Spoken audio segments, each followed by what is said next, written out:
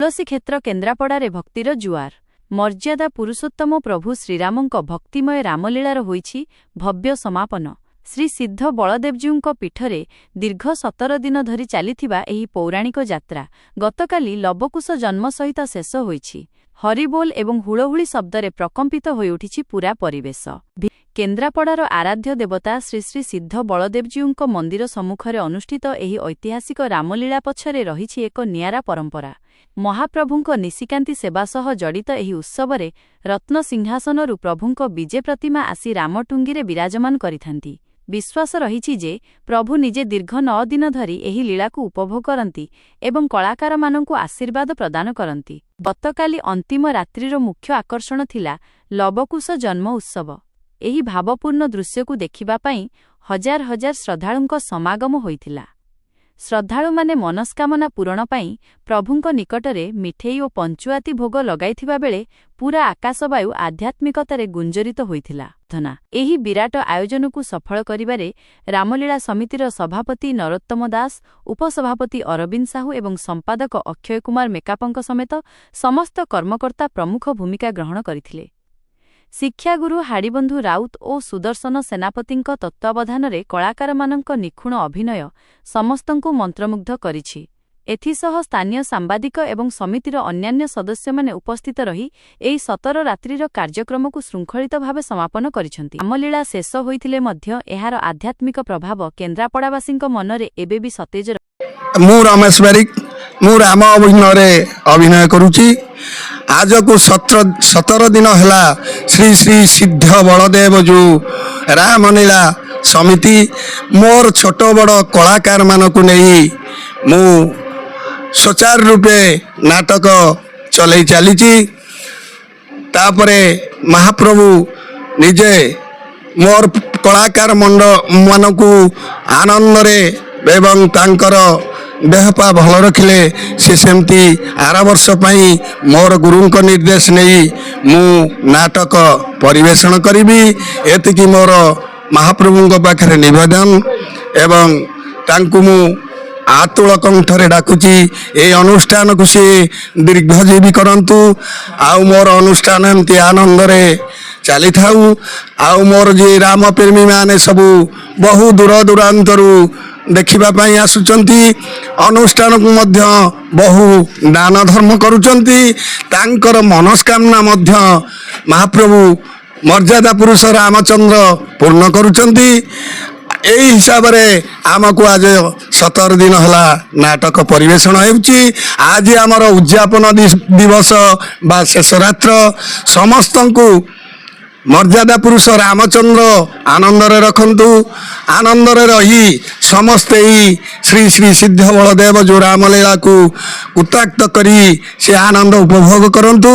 मु महाप्रभु पाखरे एतिकी निवेदन करुछि। मु श्री सुदर्शन सेनापति एई श्री श्री सिद्ध बलदेव जो रामलीला समितिर आचार्य रूपे शिक्षाता दौछि।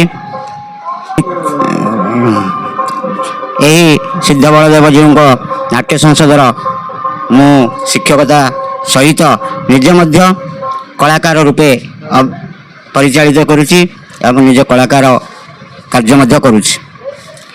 तापर मध्य एही सिद्ध बलदेव जी प्रतिमा चलंती प्रतिभा 9 दिन धरी एठारे विराजमान करती। सहर बा ग्रामांचल आसी उपभोग करती राम नाम शुणी। तेणु यही सिद्ध बलदेव जी रामलीला समितिर सबु कलाकार वृंद कुनी कुनी ठारू वृद्ध पर्यंत जिते कलाकार अछंती समस्ते यही राम जन्म ठारू रावण वध बिलंका एवं उत्तरा पर्यंत 17 दिन धरी यही नाट्य परिवेषण करा जाए। बहु दूर दूरांत राम प्रेमी गण माने एठी राम को और सीता माँ लक्ष्मण महाप्रभु लीला संवरण करी आनंदित नियंती एवं आमे तांको सहित मध्य तांको आनंद सहित आमको उत्साहित लगे आमे कला प्रदर्शन करूँ।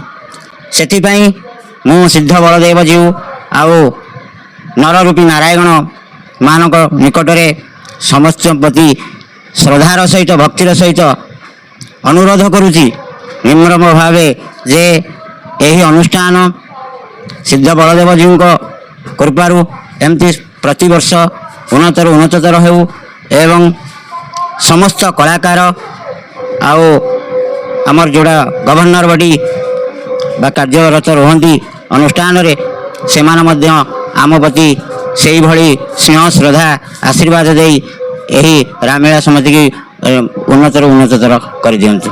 ଏତିକି ମୁଁ ସିଦ୍ଧ ବଳଦେବଜୀଙ୍କ ପାଖରେ ମନିମର୍ବ ପ୍ରାର୍ଥନା। अंबिका प्रसाद ब्रह्मचारी श्री श्री सिद्ध बलदेव रामलीला समितिर सह संपादक। आमर यात्रा श्रीराम नवमी ठारू आरंभ हुए 10 दिन यात्रा होई बंद हुए। ठाकुर आमर यात्रा देखा 9 राति आसती आम एक्सट्रा गोटे राति कर 10 दिन कर बंद करूँ।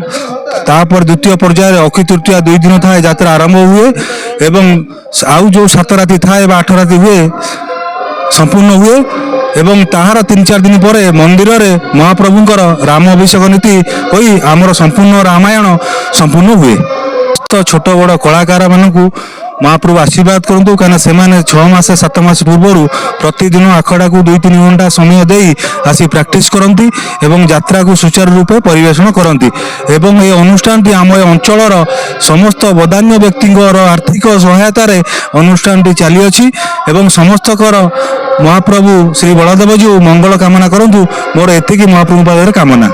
समस्त कलाकार एवं म्यूजिक लाइट साउंड आमर शिक्षा गुरु हाड़ीबंधु राउत समस्त को आमर रामलीला समिति तरफ समस्त हार्दिक अभिनंदन एवं कृतज्ञता मु ज्ञापन करुछि। रामलीला परिचालन समिति इच्छापुर संपादक। आज आमर संपूर्ण रामायण बलदेवजी मंदिर सम्मुख में क्यों आह्वान काल होची आज 17 राति पहुँची जाइए। ये अनुष्ठान को भगवान को पाखे हम प्रार्थना करूँ दीर्घायु करंतु समस्त कलाकार एवं आमर कमिटी सभ्य और साधारण लोकों पाई ये अनुष्ठान आज उत्सर्गित होती एवं सरस सुंदर होची।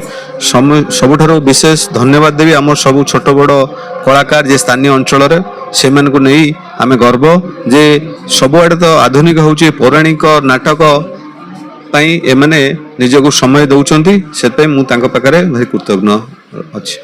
महाप्रभु पाखे मुझे प्रार्थना करुँची पुणी आगामी वर्ष पाई समस्त पाखे आशीर्वाद दिंतु ए कलाकार मानू से निज निजर निखुण अभिनय केमती भलरू आउ टे भल करेंगे से भगवान पाखे मुझे प्रार्थना करुँची। जय श्री सिद्ध बलदेवजी। मोर नाम है प्रभात कुमार बारिक। मु त्रिनाथ चित्रालय सुसज्जित करुवा गोटे सामान्य सेवक आ सिद्ध बलदेवजी कृपारू मुझे दीर्घ दिन हम दीर्घ वर्ष हम मु सुसज्जित करने द्वारा मत बहुत गौरव एवं आनंद उल्लासित हवा मन आसूसी। भगवान को चरण में प्रार्थना करे एमती सब वर्ष आम एटिके आसू एटी सुसज्जित करूँ एवं छोट छोट कुनी कुनी कलाकार मानकर मुखरे हस उल्लासित भरी दऊ। यह ही सिद्ध बलदेव को मोर प्रार्थना। नरोत्तम दास मुझे रामलीला समितिर सभापति भाव कार्य करुँची। ए वर्ष यात्रा 17 राति धरिकी चलला एवं बिना बाधा विघ्न यात्रा समापन होईची। ठाकुर कृपारू ये छोट कलाकार माने नहीं जो कमिटी होईची एवं ये यात्रा ठीक भाव में कार्यकारी है बलदेव कृपारू यह हो पारि मोर आशा। ये वर्ष तो समाप्त हो गला आसंता वर्ष पाई यही कलाकार मानक नहीं केमती आउ उन्नत मानर यात्रा हो पार से आम चिंता प्रकट करुचु एवं आउरी सरस सुंदर करने आम चेष्टा अच्छु। चलित वर्ष यही नाच को नहीं जो ठाकुर आशीर्वाद रही एमती समस्त ठाकुर कृपा कर आसंता वर्ष पाई भलरे यात्रा हो पार।